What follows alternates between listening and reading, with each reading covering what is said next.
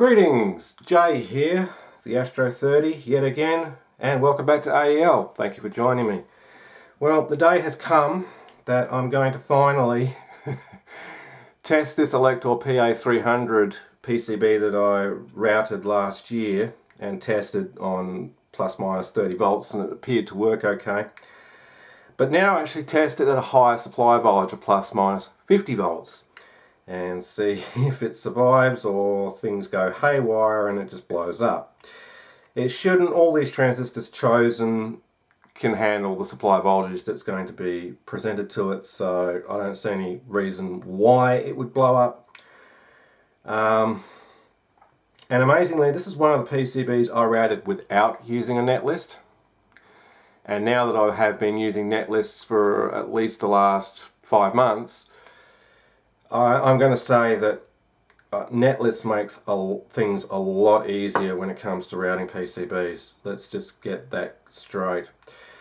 So what I need to do is, I don't know what that is, looks like a piece of crap. It's just a piece of crap.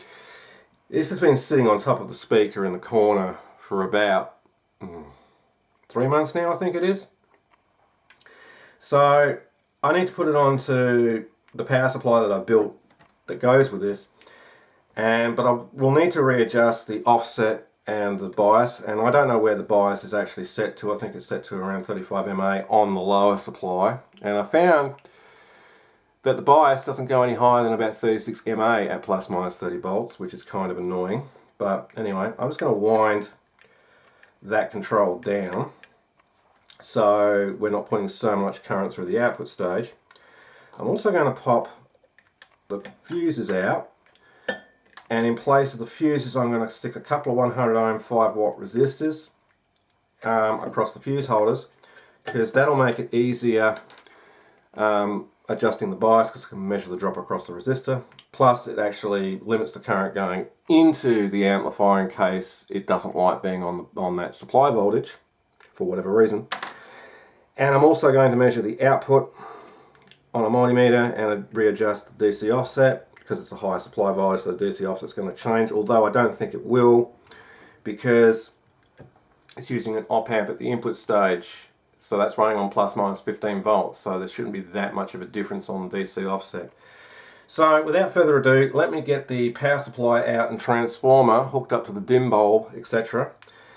And I'll attach this to a heatsink with a G-clamp for testing. Again, never test a power amp that's not connected to a heatsink. And we'll get into testing its power. Okay, so I've got everything set up. I've got the power supply. I've just got this connected to the Protect LED on this little panel here, which wasn't actually designed specifically for this amplifier, but it's there anyway. It gives us an indication when it's in Protect, when it's not. And got the resistors across each fuse holder. I'm measuring the output point on my multimeter. And I'm going to be using the 5 volt range on the meter, so it's not constantly hunting. So it gives us a much more accurate reading. It's hooked up to the transformer and dim bulb. Transformer's hooked up to the power supply. So if all goes well, if I turn this on, nothing disastrous has happened. So here we go. 3, 2, 1. Well, the relay engaged. And nothing's happening, but the LED didn't actually do anything. So maybe I've got that connected. Yeah, I think I've got that connected backwards. I'll sort that out in a minute. So right away, the DC offset looks good. So I'll change this to millivolts so we can actually see what's going on. It's perfectly fine. I don't need to mess with that. What I do need to check is the voltage drop across the resistor here, so I can adjust the bias, and then I can plug the fuses back in. So I'm just going to do a quick sanity check here.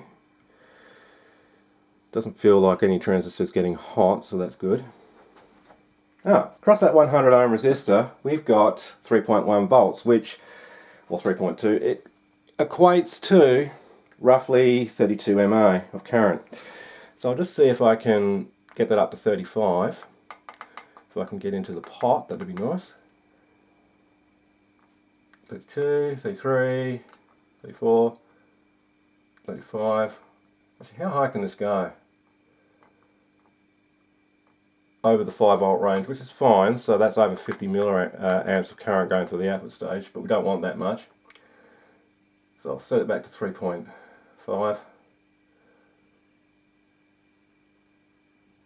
Okay. Now that's with the dim bulb still in circuit, so I'll bypass the dim bulb. Nothing disastrous happened and the current came up. So I'll drop that back down a bit further to roughly about 3.5 volts. There we go, that's close enough. So all well and good, I can turn that off now. The circuit is seeming to function, didn't explode.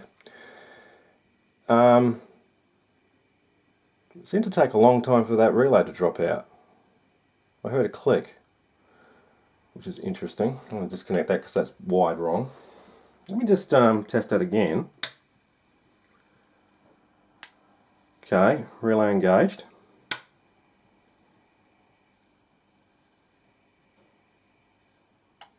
Relay dropped out.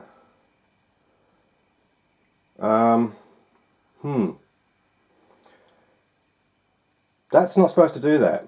That's supposed to drop out instantly. So, it could be because of this capacitor. Yeah. Right. The capacitor was to fix the issue with the LED being connected, that's right. So I've got another LED on that board there connected, so it's actually drawing current off of that part of the circuit, and maybe the relay will drop out quicker. Quite honestly, I'm not really worried about this particular power supply now anyway, but here we go.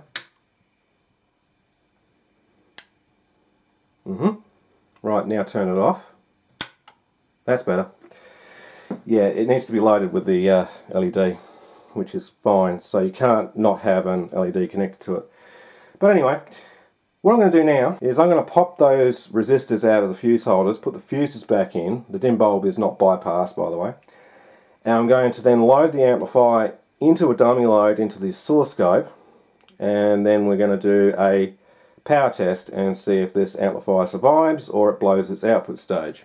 Let's find out. Okay, the amplifier is loaded. I've figured out the wiring that I did ages ago here to this LED board thingy. The protect light's actually in the center, not this one. That's the clip light, and so that now flashes as a flashing LED. So that's all configured properly now. I've got my probe connected in ×10 across an 8 ohm dummy load. The dim bulb's not bypassed, oscillator is running, so I'll turn the dim bulb on. Now I'm also going through the relay from the output, so if anything happens to the amplifier, well, the DC protector should kick in. So now I'll bypass the dim bulb, so we're now at full power, and I'm going to start ramping up the oscillator without coming into contact with the power supply. I've got the wrong time base.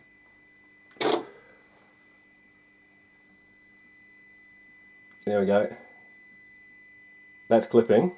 It didn't explode. So the reason why I don't want to use this amplifier, because we can see in clipping we're getting all these spikes. I'm going to turn that down so I'm not blowing things up. That's an issue.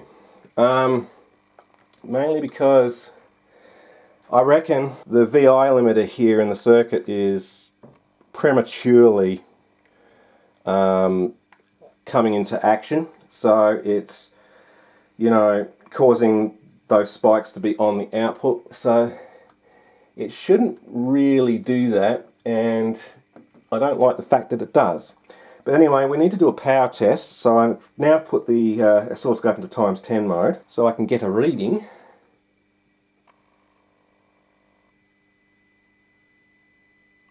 Yeah, see how nasty that is? Anyway, back it off. So 25.7 volt RMS. Not too shabby. 82 watts into 8 ohms. A little bit under what I expected it to be, but yeah, okay, it's still not bad. So now I guess the thing to do would be to actually put this into a 4 ohm load and run the test again. So I'll make sure the dim bulb's not bypassed, and I'll just move the grounds over to the 4 ohm side. And we'll run the test again. So that's configured now. Turn the dim bulb on. Okay, good. Bypass the dim bulb. Ramp the oscillator up.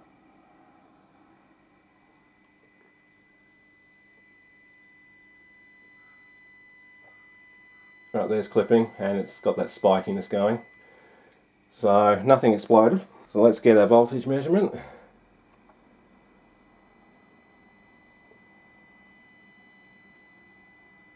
.2 volt, 21.1 volt RMS. 111 watts. Okay. I think for the supply rails that we're running at, which is plus minus 50 volts or plus minus 49, that's probably to be expected. Was that the result I expected out of this? Turn that off now. No, not really. I expected a little bit more power out of it than that. But then again, originally this PA300 was designed to run on plus minus 65 volts. Or plus minus 64, whatever it was. So yeah, it's perfectly feasible to say that it could get up to 175 watts, say RMS into 8 ohms, and the 300 watts, or close to it, 290 into 4. But apart from the issue with the design, with that spikiness on the positive and going negative cycle peaks when it's clipping, is a problem. And I mean, I could investigate it further by removing the transistors and the 2 diodes that are in the VI limiter here and just run the test again, but I don't really want to. And besides being double-sided PCB, it makes it more difficult to remove components, just saying. But all in all, the power supply seems to work and the power amp seems to work. However, I'm not going to release the project on PCBWay of this power supply because A, it needs to go through a second revision to change this capacitor over to the correct footprint, etc. And that, because I don't want to release it on PCBWay anyway because of their current issue with their stupid payment method. They only offer 2 payment methods, as I've said in previous videos. That's Payoneer and bank transfer. Both are not viable for me. A bank transfer incurs a $30 US fee, and the Payoneer, well, they don't support Australia as a country of origin for payments, for whatever reason. And plus, from what I've read on forums, you have to have a minimum of a $20 US order before you can even use Payoneer. So if you had a $5 PCB plus $8 shipping, that's under $20. You can't do it. So the other issue with PCBWay is you'd have to then contact their sales support and basically beg them for a PayPal pay link so you can actually make your payment. And I don't really see them changing this situation anytime soon. So if I do revise this PCB and re-release it, or release it, I haven't released it yet, I would actually do it probably on JLC PCB and just be done with it. And through the revision, I can't really think of how I'm going to do it, but I was thinking about trying to move this resistor, but I can't. So, yeah, there is that. But anyway, all in all, it works. I'm happy. So now I can move on with my life and know that this, which is still available on PCBWay, is not going to blow up on anyone. So, yeah, I'm extremely happy with how that performed. I'm the Astro 30, and if you enjoyed this video, please remember to go down below, like, comment and subscribe if you haven't done so already. And as always, this is the Astro 30 saying see ya, thanks for watching, have a great day.